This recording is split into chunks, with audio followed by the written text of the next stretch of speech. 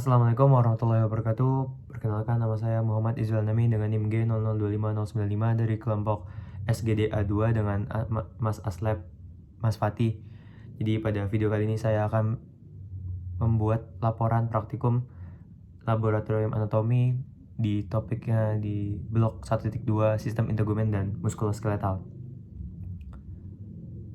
Oke, jadi di soal laporan pada video kali ini ada 3 soal. Soal laporan pertama dengan soal seperti berikut. Tok Dalang 65 tahun datang ke rumah sakit A dengan keluhan nyeri di bagian punggung bawah sejak 1 minggu yang lalu. Dokter mengatakan bahwa terdapat gangguan struktur pada tulang belakang. Tok Dalang jelaskan struktur anatomi vertebrae meliputi osanya, ligamenta, dan artikulationya. Kita masuk pertama di bagian osanya. Jadi vertebra itu disusun atas kolumna vertebralis, di mana kolumna vertebralis itu tersusun dari 33 vertebrae yang terbagi atas beberapa segmen. Yang pertama ada segmen cervicalis atau segmen di bagian leher, itu ada 7 vertebrae cervicalis atau bisa disingkat CV. VC maksudnya, maaf. Selanjutnya ada vertebrae thoracicae, yaitu ada 12, bisa disingkat dengan VT. Ada 5 vertebrae lumbalis, ada 5 vertebrae sacralis, ataupun mereka menjadi satu menjadi os sacrum. Lalu ada 4 vertebrae coccygeae, di mana mereka bergabung menjadi satu menjadi os coccygeus atau os cocci. Oke, selanjutnya. Tapi sebelum masuk ke pembagian vertebrae dari cervicalis sampai coccygeae ini, kita harus mengetahui bagaimana struktur atau struktur normal atau kebanyakan dari si vertebrae ini, di mana vertebrae itu terbagi antara anterior dan posterior, di mana anteriornya merupakan korpus dari vertebrae-nya dan di bagian posteriornya itu merupakan arcus dari vertebrae-nya. Di bagian arcus itu ada bagian pediculus dan juga bagian laminanya, serta beberapa prosesus, mulai dari prosesus spinosus merupakan pertemuan antara dua lamina, lalu ada prosesus transversus dan juga prosesus transversus, prosesus spinosus dan juga prosesus articularis. Oke, sekarang kita masuk ke vertebrae cervicalis, di mana vertebrae cervicalis ini merupakan vertebrae yang membentuk bagian leher. Cervicalis itu leher. Di vertebrae cervicalis ini ada 7, di mana yang tipikal atau yang mirip itu ada 3-6. Di mana ciri-ciri yang tipikal ini korpusnya itu kecil dan lebar, kecil sama lebar, ada di bagian yang sini. Ini yang tipikal. Lalu foramen vertebrae-nya, di tengah-tengah antara korpus dan di antara korpus, ini korpus, dan juga arkusnya itu, arkus, terdapat foramen vertebrale. Kalau di tipikalnya itu, foramen vertebralenya itu besar dan berbentuk segitiga. Selain itu, di tipikal juga memiliki prosesus transversus yang ada foramen transversarium yang bakal dilewati oleh arteri dan vena vertebrale. Oke, selanjutnya kita beralih ke vertebrae thoracicae. Di sini vertebrae thoracicae itu berbeda dengan yang tadi, cervicalis. Di thoracicae ini dia memiliki korpus seperti jantung, lalu dia memiliki foramen vertebrale yang lebih kecil dan berbentuk bulat, dan juga dia tetap memiliki vertebrae yang tipikal dan juga yang atipikal. Kalau di VTH ini, dia dilihat tipikal sama atipikalnya itu dilihat dari fovea costalisnya, baik yang superior maupun yang inferior. Nah, kalau di VTH1 dia itu yang termasuk yang atipikal, di mana fovea costalis superiornya itu berbentuk bulat, sementara fovea costalis inferiornya itu dia berbentuknya semilunár atau setengah lingkaran. Sementara yang tipikal itu ada di antara VTH2 sampai VTH9, di mana fovea yang costalis yang superior dan inferior itu dia sama-sama semilunaris. Nah, balik lagi ke kalau pas VTH 10, dia balik lagi di superiornya dia itu semilunar. Kalau yang 11 sama 12 itu fovea costalis superiornya kembali ke bulat lagi. Nah, di 12 itu juga berbeda sendiri, di mana di VTH 12 itu proses transversusnya itu terbagi jadi 3. Ada yang superior, inferior, sama yang lateral. Dimana yang superior itu jadinya prosesus mamillaris. Ini ada juga prosesus aksesorius dan juga yang ada yang lateralis. Itu untuk vertebrae thoracicae. Selanjutnya ke vertebrae lumbalis, di mana di sini terdapat 5 vertebrae. 5 vertebrae. Lalu ciri-cirinya itu dia bentuknya seperti korpusnya itu ciri-ciri itu dia seperti ginjal. Dia tidak memiliki foramen transversum ya, di bagian sini nggak ada. Lalu foramina atau foramen vertebrae-nya itu dia bentuknya segitiga lagi, kembali ke segitiga. Prosesus transversusnya panjang namun kecil atau kecil lah, bukan nggak lebar dia. Prosesus spinosusnya pendek dan rata, berbentuk segi empat ke belakang. Ya, mungkin itu. Selanjutnya ada vertebrae sacralis, di mana 5 vertebrae sacralis ini akan menjadi satu os, yaitu os sacrum. Nah, di sini cirinya itu ada promontorium di bagian sini. Lalu ada linea transversae, di mana ini merupakan derivat dari discus intervertebralis. Lalu ada juga foramina sacralia anteriora, merupakan derivat dari foramen vertebrale. Ya.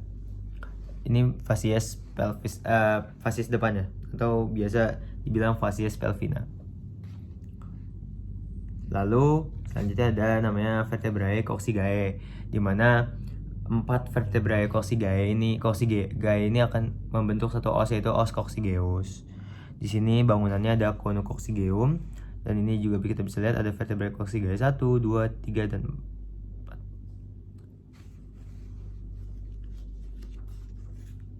4. Oke. Sepertinya cukup untuk di osanya. Selanjutnya kita ke ligamentanya.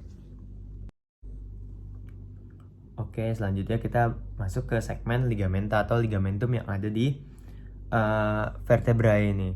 Jadi yang pertama itu ada namanya ligamentum longitudinal anterior.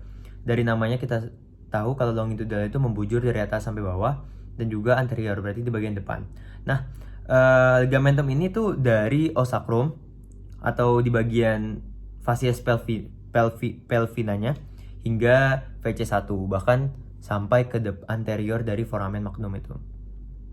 Nah, apa sih fungsi dari ligamentum longitudinal anterior ini? Fungsinya itu untuk mencegah hiperekstensi dari kolumna vertebrae. Nah, selanjutnya ada juga ligamentum longitudinal posterior, di mana kalau yang tadi anterior itu lebih besar dan lebih kuat. Yang di bagian posterior ini nggak terlalu kuat, nggak sekuat yang tadi.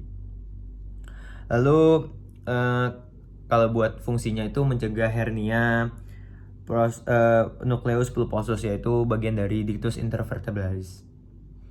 Nah, itu bisa terjadi karena kebanyakan beban, salah satunya. Ya. Selanjutnya ada ligamen supraspinosus, dari namanya supraspinosus. Berarti ligamen ini tuh menghubungkan antar prosesus spinosusnya. Tapi ini nggak keseluruhan dari seluruh prosesus spinosus, hanya dari os sacrum hingga ke VC7. Sementara dari VC7 ke atas itu ke protuberantia occipital external itu bakal dihubungkan dengan ligamentum nuchae.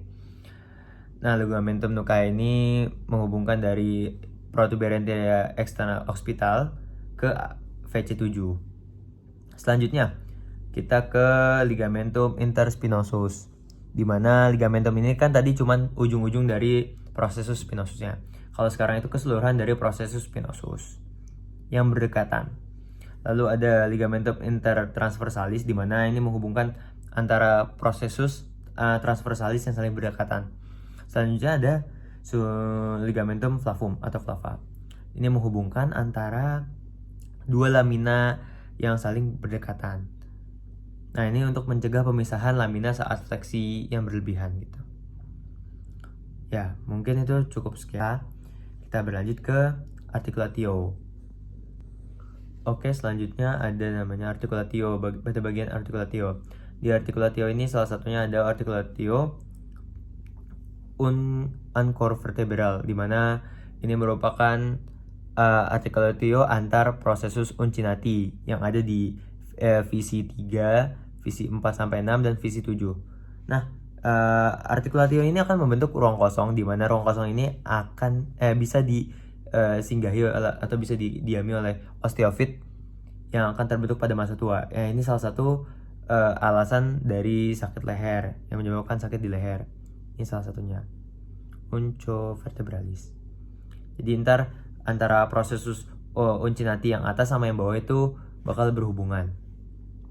Selanjutnya ada sendi atau articulatio zygapophysialis, di mana zygapophysialis ini akan bersendi antar processus articularis superior dan juga inferior antar vertebrae yang berdekatan. Oke, selanjutnya ada articulatio di bagian atlas dan juga aksial. Selanjutnya ini di bagian yang antara os atlas, os aksial dan juga os occipital. Nah, di bagian atas itu ada namanya articulatio atlanto-occipitalis, di mana ini hubungan antara os atlas atau VC1 dengan os occipital. Di sini akan membentuk articulatio yang bisa menggerakkan gerakan iya, yaitu fleksi kepala. Nah, ini hubungannya antara facies articularis superior di os atlas dan juga condylus occipitalis. Selanjutnya itu ada di bagian atlas dan aksial. Nah, atlas dan aksial, os atlas dan os aksial. Ada yang media, yaitu articulatio atlanto-axillaris yang media, dan juga ada yang lateralis. Kalau yang media itu dia pertemuan antara facies articularis anterior, os axis, dan juga fovea dentis os atlas. Kalau yang lateralis, dia itu pertemuan antara facies articularis inferior os atlas dan juga facies articularis superior os aksial. Cukup sekian untuk soal pertama. Lanjut ke soal nomor 2. Di sini ada seorang anak bernama Dudung 9 tahun datang ke IGD setelah jatuh dari pohon mangga. Ia terjatuh dengan posisi miring ke kiri. Saat ini Dudung mengalami kelemahan gerak dan kehilangan sensasi di sepanjang lengannya kirinya. Dokter mencurigai adanya cedera pada plexus brachialis kirinya. Jelaskan rangkaian dari susunan dari plexus brachialis. Sebelum kita masuk ke plexus brachialis itu merupakan inervasi ekstremitas superior. Jadi inervasi semuanya lewat di plexus brachialis ini. Nah, plexus brachialis ini terdiri dari 5 roots atau 5 akar, di mana maksudnya 5 akar itu dia cabangnya dari mana sih? Nah, mulai dari C5, C6, C7, C8 dan T1. Jadi maksudnya ini nervusnya itu keluar dari VC5, C6, C7, C8 dan T1. Lalu dari 5 akar ini dia itu akan terbagi menjadi 3 trunks atau 3 tangkai. Ada tangkai superior, ada tangkai medial atau middle, dan juga inferior. Nah, di superior ini itu gabungan dari C5 dan C6, sementara middle itu C7 aja. Dan kalau di inferior itu ada C8 dan T1, itu bergabung. Oke, selanjutnya dari 3 trunks ini, satu trunks itu bakal terdiri dari divisi anterior, satu divisi anterior dan satu divisi posterior. Jadi ada superior antar divisi anterior dan juga superior divisi posterior. Dan juga nanti ada divisi dari trunks medial itu bakal ada 2 divisi sama semua, anterior dan posterior, dan inferior juga ada anterior dan posterior. Nah, ntar semua divisi posterior akan menuju satu chords, yaitu nama chordsnya itu chords posterior atau facies posterior, fasciculus atau posterior. Nah, di facies posterior ini kumpulan dari, kalau kita lihat tuh ada inferior yang posterior masuk ke posterior juga, medial yang posterior masuk ke posterior juga, dan juga superior yang posterior masuk ke chords posterior juga. Atau kalau bahasa lainnya chords itu fasciculus. Kalau yang di bagian lateral itu dia gabungan dari trans superior yang anterior dan juga trans medial yang superior. Dia masuk ke lateral. Nah, sementara yang medial itu cuma satu, yaitu dari divisi anteriornya si trans inferior gitu. Di fasciculus lateralis dia bakal keluar nervus musculocutaneus dan juga nervus medianus dan juga nervus thoracalis lateralis. Sementara di bagian posterior ada nervus subscapularis superior dan juga subscapularis inferior. Sementara yang paling banyak tuh di medial. Medialis ini bakal ada thoracalis medialis, nervus cutaneus brachii medialis, ada juga yang antebrachii medialis, yaitu ada yang di atas tangan dan juga yang di lower hand. Dan juga nervus ulnaris, kita lihat di sini ada yang ulnaris. Dan juga ada nervus medianus. Itu di bagian plexus brachialis. Selanjutnya di soal laporan nomor 3, Minho 33 tahun merupakan seorang atlet lari cepat sprint. Suatu hari ketika sedang berlatih, Minho tiba-tiba mengeluh nyeri hebat di tungkai kanan atasnya. Berdasarkan kasus tersebut, jelaskan anatomi regio femoralis meliputi ossa, musculi, dan innervasi. Kita lanjutkan di bagian ossa. Oke, ossa di regio femoralis itu hanya tersusun dari satu os, yaitu os femur. Di mana os femur ini merupakan salah satu os longum yang memiliki ciri khas, yaitu memiliki epifisis di bagian proximalis dan distalis, dan juga memiliki diafisis. Oke. Di bagian epifisis proximalis, os femur memiliki caput femoris dan juga column femoris. Selain itu dia juga ada trochanter mayor dan juga trochanter minor. Selain itu juga ada fovea capitis femoris, tuberculum quadratum, fossa trochanterica, dan juga linea pectinea, dan juga linea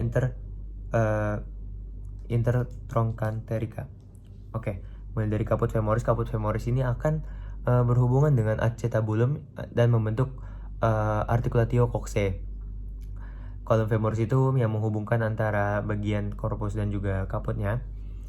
Kalau yang trochanter mayor dan minor ini dia menjadi salah satu, trochanter minor itu jadi salah satu insersio dari musculus, dan juga keduanya ini akan dipisahkan oleh linea intertrochanterica. Oke, lanjut di bagian diafisis ada corpus femoris, ada kalau di bagian belakang atau di bagian proksimalnya itu ada linea aspera, tuberositas glutea, dan juga linea supracondylaris. Nah, linea-linea ini di bagian proksimal itu merupakan perlekatan dari beberapa muskulo di bagian atau regio femoralis ini. Selanjutnya kalau di bagian distal yang kita bisa sangat ketahui dengan jelas itu ada epicondylus dan juga condylusnya. Epicondylus di bagian anterior dan epicondylus di bagian posterior. Juga terdapat fossa intercondylaris, di mana ini merupakan tempat terletaknya adanya ACL dan juga PCL. Gitu. Dan juga ada kalau di bagian superiornya, di bagian anterior maksudnya, di bagian anterior dari epifisis distalis ini akan ada facies patellaris, di mana ini merupakan tempat di mana patella akan meluncur. Gitu. Sekarang kita masuk ke bagian muskulinya. Di bagian muskul ini di regio femoralis cukup banyak, mana ada bagian anterior, posterior, dan juga ada medialnya. Kita mulai dari yang anterior. Di anterior ini muskulusnya akan ada namanya muskulus kumpulan ilios psoas, di mana terdiri dari muskulus psoas major dan juga muskulus iliacus. Kalau muskulus psoas major ini dia origonya itu dari transversus corpus, discus intervertebralis dari VTH atau vertebrae thoracicae 12 sampai vertebrae lumbar 5. Insersionya di truncator minor femoris. Jadi ada yang iliacus, dia origonya di fossa iliaca atau bagian di os pelvis itu di bagian depannya. Selanjutnya kita pindah ke quadriceps femoris, masih di bagian anterior.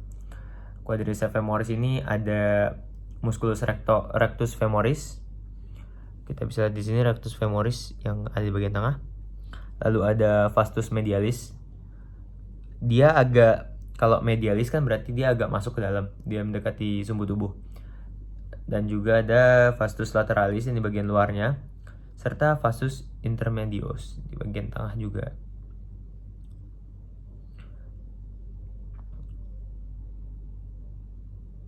Oke, selanjutnya ada juga musculus sartorius. Musculus sartorius itu dia melintang dari lateral dia ke medial, dan juga ada musculus tensor faciale latae, di mana ini merupakan musculus paling lateral di regio femoralis. Selain itu, muskul yang ada di regio femoralis juga ada di bagian medial, yaitu ada musculus gracilis, adductor longus, adductor brevis, adductor magnus, obturator externus, dan musculus pectinus, di mana itu tadi saya sebutkan, mulai dari yang bagian paling medial hingga yang paling lateral. Tadi kan muskuli di bagian anterior, sekarang kita beralih ke muskuli bagian posterior dari regio femoralis, yaitu kita bisa kenal dengan hamstring muscle, di mana di sini ada biceps femoris yang caput longum dan juga caput brevis, dan juga ada musculus semitendinosus dan juga semimembranosus. Nah, ini semua berada di bagian belakang. Selanjutnya kita menuju inervasi dari regio femoralis. Jadi regio femoralis ini diinervasi oleh pertama di bagian plexus lumbalis, di mana akan menginervasi bagian paha dan inguinal. Nah, di bagian paha ini nervusnya lebih ke arah nervus femoralis dan juga nervus obturatorius yang keluar dari foramen obturator di bagian os pelvis atau panggul. Oke, mungkin sekian laporan praktikum yang bisa saya buat. Kurang lebihnya mohon maaf. Wassalamualaikum warahmatullahi wabarakatuh. Sumber pelajaran yang saya pakai pada seluruh materi yang ada di PPT saya merupakan bersumber dari PPT Asisten Lab Anatomi Kostramis C 2023.